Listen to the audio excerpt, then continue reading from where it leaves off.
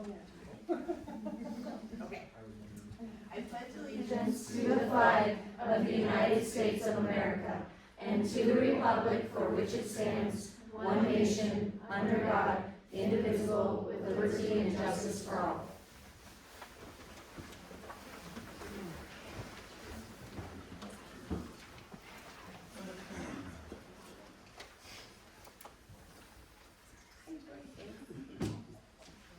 Alright, we have all members of the board present, along with our two administrators, clerk, and members of the public. Please make sure you sign in if you haven't done so already. Before we go into public comment, I just want to clarify our 4-day week review plan, so everybody knows what we are doing going forward. So we're starting tonight with a review of the survey results that have been completed so far. In February, we'll be reviewing additional information that the board has requested, things like academic information, financial information, all kinds of results we'll be looking at in February.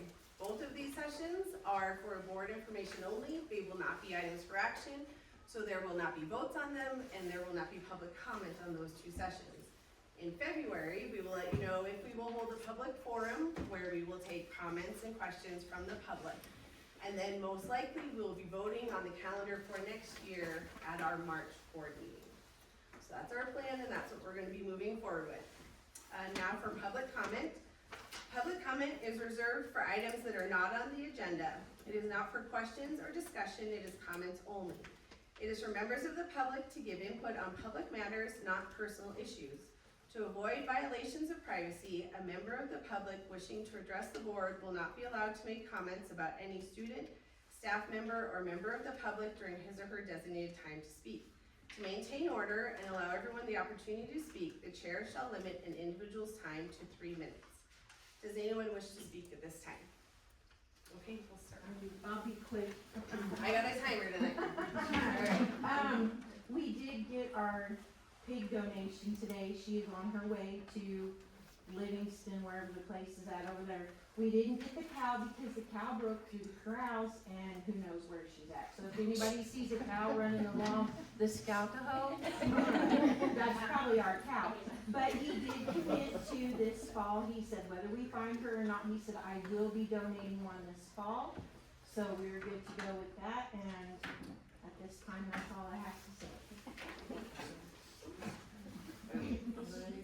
Over, hang on. Use your phone. Go on, use my phone. I was hoping this would be visual. I know. I guess if you don't take your 3 minutes, it takes longer to get it back from the other side. Almost there. On the smartboard again. Is there a timer on there? Yeah, just do the Google 3-minute timer.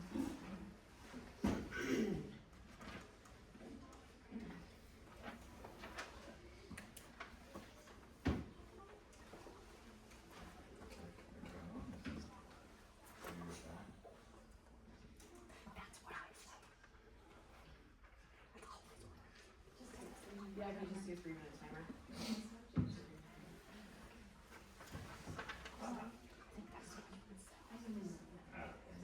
There's one of the whiteboard options too. Yeah, or Wait, not yet. I want my 3 minutes. Okay, go ahead. Well, hello, my name is Meredith McDonald.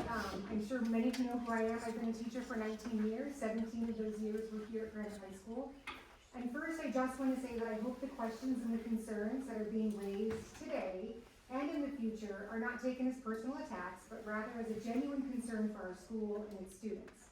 I hope these questions or concerns will be met with an open mind and a willingness to work toward addressing those concerns positively and collaboratively, rather than with silence, anger, dismissiveness, or the idea that people are just bad-mouthing the school, because I hear that a lot.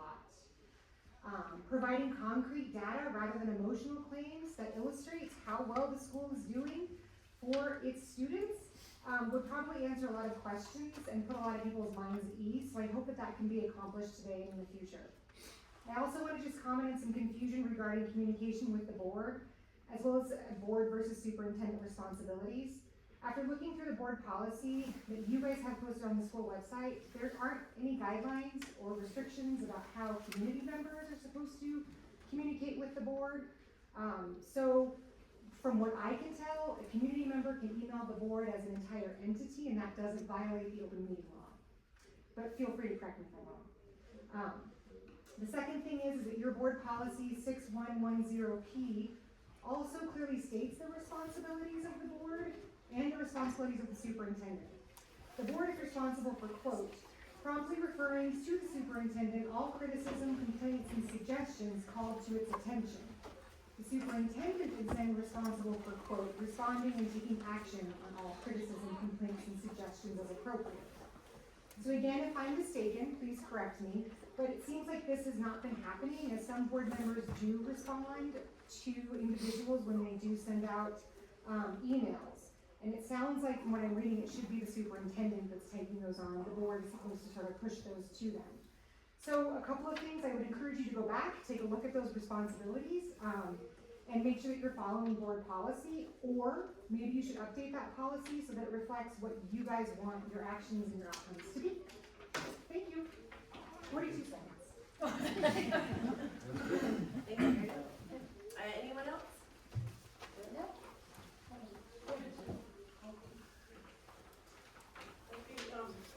Melanie was gonna come to this meeting tonight, but they've got, things going on at the hospital and in the promise, so she had to work later than she wanted to be here, so I'm reading her comment. Dear board, I would just like to reiterate on record, because of the poor communication despite following the school policy on grievances, just how disappointed I am in the treatment of the 5th grade students and their parents after losing their teacher. Between deleted communication boards, thoughtless responses from ChatGPT, and staff going to our children and telling them that they have been in an unsafe situation this school year, it has been a blasphemy on professionalism. We still at this time have not received further notice as a collective group on what is happening in the 5th grade for the remainder of the year. I will say that the new addition to their classroom has been welcome, and we have been having a good experience.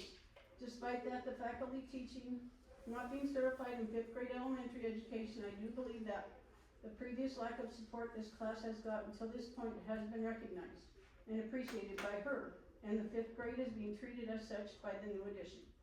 I can only hope that mentorship and support is being offered back into this room, unlike before. I would also like to mention, since the 4-day week surveys that were not well marked or advertised are being discussed this evening, that I actually am a parent that enjoys the schedule of a 4-day week.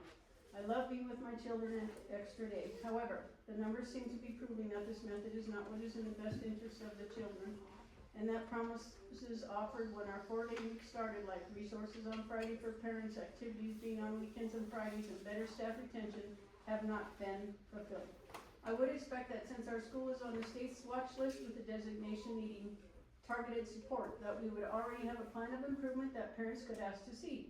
However, if that has not been made, I would encourage this board and admin that if they do endorse to continue a 4-day week, and make sure that we are not only doing minimal instruction hours like we are now, and add additional days for instructional time, so students can master what they are learning, as well as measurable goals that have constant check with progress reports to the public to ensure that our children are actually learning how to read and do math. I want to continue to support this school and community since it has offered so much to me in my life and helped me get to where I am today. It is not the same educational institution that I went to, and I just hope that the board and administrators have goals in place to get back to a place where our school is the school that people are proud to say their children attend and are in. Thank you. That's from Melanie.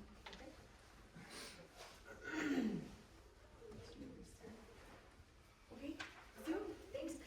Quick question before I start. I have 2 different things to talk about.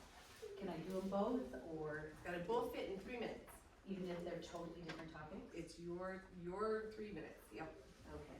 All right. Well, then I'll quickly do the first one. I'm Sue Sweeney, and I'm representing the Granite County Center Foundation.